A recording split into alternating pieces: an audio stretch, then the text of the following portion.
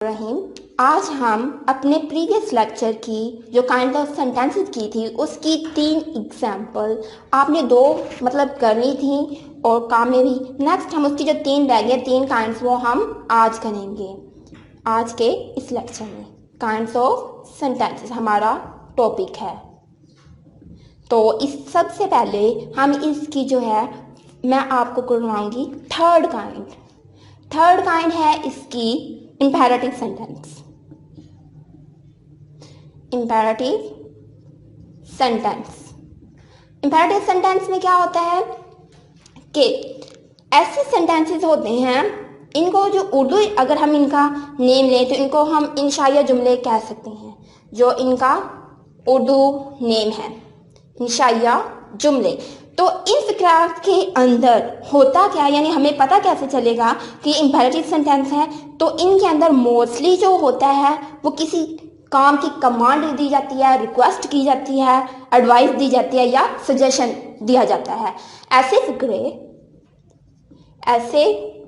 फिक्रे जिनमें किसी काम की दरख्वास्त कह लें, हुक्म, नसीहत या तजवीज़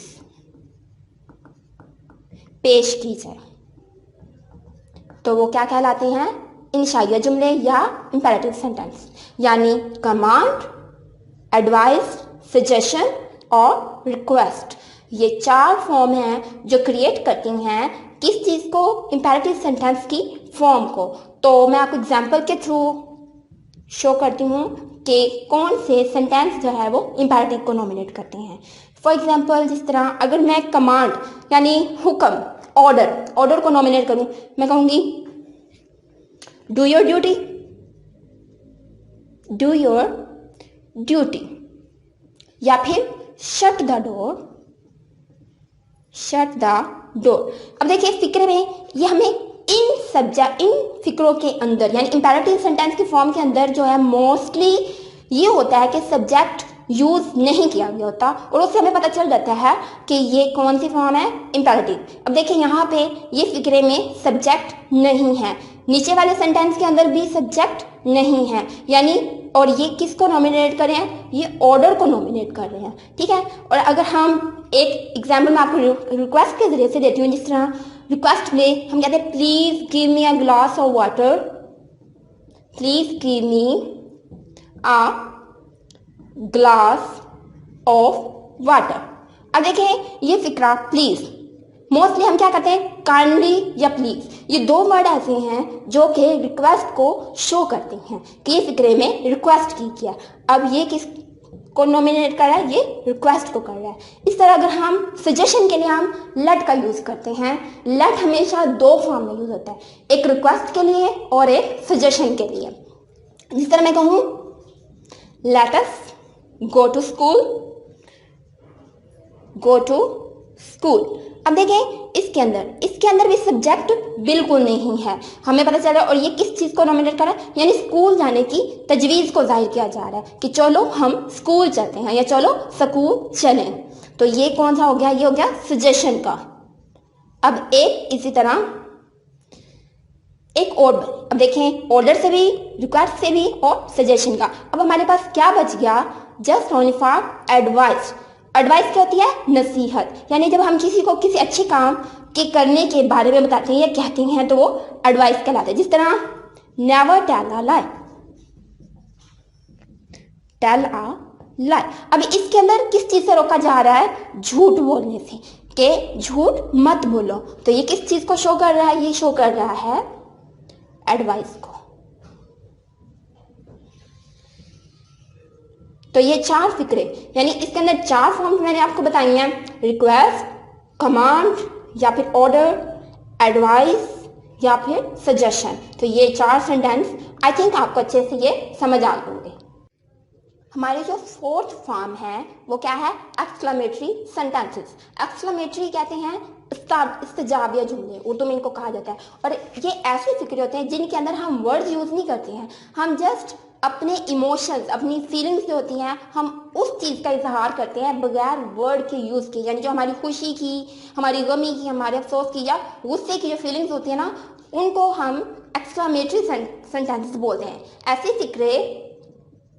ऐसे फिक्रात जिनमें खुशी, गमी, अफसोस, गुस्से या हैरानगी का इजहार पाया जाए। A word which show our feelings or emotion is called exclamatory sentences. तो ये क्या कहलाते हैं? exclamatory sentences. For example, alas, और इनके लास्ट में एक्सक्लेमेशन मार्क, इसको बोलते हैं एक्सक्लेमेशन मार्क, ये लगाया जाता है। अलास फॉर एग्जाम्पल मैं आपको इसकी दे रही हूँ और इसके आगे हम एक्सक्लेमेशन मार्क लगाएंगे। Alas, you have failed, you have failed. अब यहाँ पे फेल होने पर वो अफसोस कर रहा है, लास्ट के लिए नॉमिनेट करता है अफसोस को, कि अफसोस तुम फेल हो गए। इस तरह जिस तरह हुर्रा फॉर एग्जाम्पल, ये खुशी को नॉमिनेट वर्ड करता है। Hurrah, we have won the match. अब इसके अंदर जो हुर्रा है ये किसको शो कर रहा है? खुशी को, और ये अफसोस को। और जो हमारे हैरानगी के लिए हम मोस्टली यूज करते हैं वो या तो होता है व्हाट या फिर हाउ। ये दो वर्ड हैं जो हैरानगी को शो करते हैं, जिस तरह what a beautiful bird, what a beautiful bird. ठीक है, अब देखें यहाँ पे व्हाट किस चीज को शो कर रहा है? हैरानगी को। तो ऐसे जो फीलिंग्स, नॉट वर्ड्स, ऐसी फीलिंग्स जिनसे हमारे जो है इमोशंस का इजहार हो, वो क्या कहलाती हैं? Exclamatory sentences. तो यहाँ पे अफसोस का भी हो रहा है, खुशी का भी हो रहा है और हैरानगी का भी हो रहा है। और सबसे लास्ट काइंड्स ऑफ सेंटेंसेस में से वो है ऑप्टेटिव। ऑप्टेटिव सेंटेंस, इनको बोला जाता है दुआया फिक्रात। ये क्या कहलाते हैं? दुआया जुमले। ऐसे फिक्रे जिनमें हम दुआ या बद्दुआ का इजहार करें, वो दुआया फिक्रात कहलाते हैं।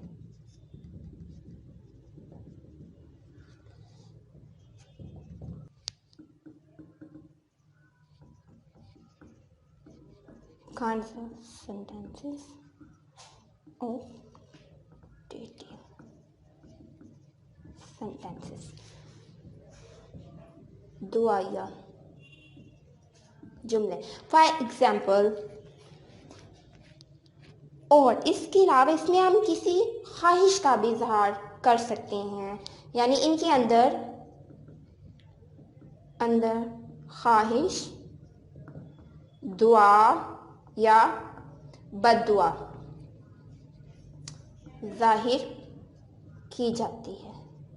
फॉर एग्जाम्पल, ख्वाहिश के लिए हम वर्ड यूज करते हैं वुड दैट या आई विश। दो वर्ड होते हैं जो ख्वाहिश के लिए, तमन्ना के लिए मे भी हो सकता है या नहीं हो सकता, ये इस चीज को जो है शो करता है। तो would that I had passed the English test, और ये आपकी ख्वाहिश ही रहेगी।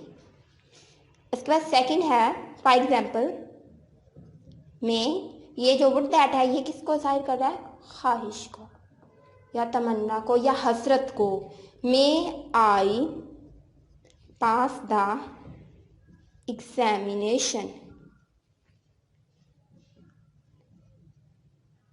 और इसके भी जो लास्ट में हम एक्सक्लेमेशन मार्क यूज करते हैं। इस तरह ये क्या हो गया? दुआया हो गया, may I pass the examination. और थर्ड में जिस तरह may you go to the hell, hell कहते हैं जहन्नम या भाड़ में जाओ, कि तुम भाड़ में जाओ या जहन्नम में जाओ। ये क्या, ये बद्दुआ है। अब ऐसे सेंटेंस दोबारा फिर रिपीट कर रही हूँ ताकि आपको अच्छे से समझ आए। ऐसे सेंटेंस जिनके अंदर ख्वाहिश का, हसरत का, दुआ का, बद्दुआ का इजहार पाया जाए वो ऑप्टेटिव सेंटेंसेस कहलाते हैं। और इनमें हसरत के लिए या ख्वाहिश के लिए वुड दैट यूज़ करते हैं, दुआ जो होता है उसके लिए हम मे यूज़ करते हैं, और बद्दुआ वो भी जिस तरह may you go to hell, may you fail, तो ये क्या है, बद्दुआ होती है। इसी के साथ आज का हमारा लेक्चर ख़त्म हुआ।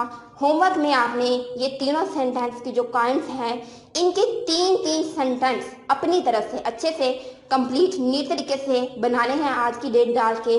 अल्लाह हाफिज़।